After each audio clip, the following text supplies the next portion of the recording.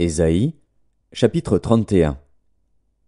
Malheur à ceux qui descendent en Égypte pour avoir du secours, qui s'appuient sur des chevaux et se fient à la multitude des chars et à la force des cavaliers, mais qui ne regardent pas vers le Saint d'Israël et ne recherchent pas l'Éternel.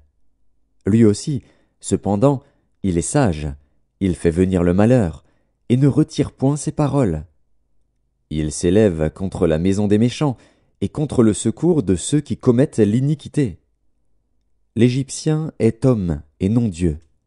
Ses chevaux sont chair et non esprit. Quand l'Éternel étendra sa main, le protecteur chancellera, le protégé tombera, et tous ensemble, ils périront. Car ainsi m'a parlé l'Éternel. Comme le lionceau rugit sur sa proie, et, malgré tous les bergers rassemblés contre lui, ne se laisse ni effrayer par leur voix, ni intimider par leur nombre. De même l'Éternel des armées descendra pour combattre sur la montagne de Sion et sur sa colline.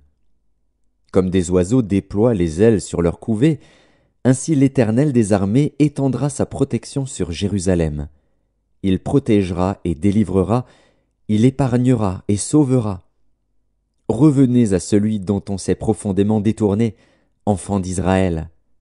En ce jour, chacun rejettera ses idoles d'argent et ses idoles d'or, que vous vous êtes fabriqués de vos mains criminelles.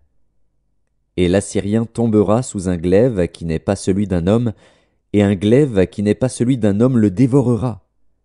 Il s'enfuira devant le glaive, et ses jeunes guerriers seront asservis. Son rocher s'enfuira d'épouvante, et ses chefs trembleront devant la bannière, dit l'Éternel, qui a son feu dans Sion et sa fournaise dans Jérusalem.